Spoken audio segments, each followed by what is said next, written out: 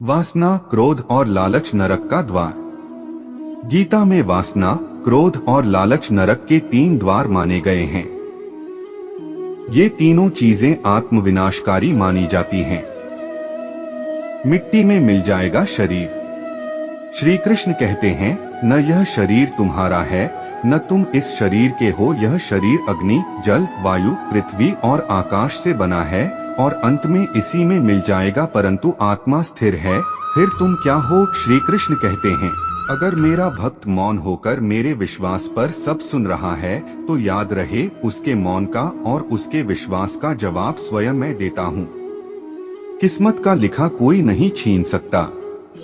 अर्जुन को भगवान कहते हैं कि हे मनुष्य, तुम अपने आप को भगवान को अर्पित कर दो, यह सबसे उत्तम सहारा है। जो इसके सहारे को जानता है वह भय, चिंता और शोक से हमेशा के लिए मुक्त हो जाता है। गीता के अनुसार किस्मत का लिखा आपसे कोई छीन नहीं सकता।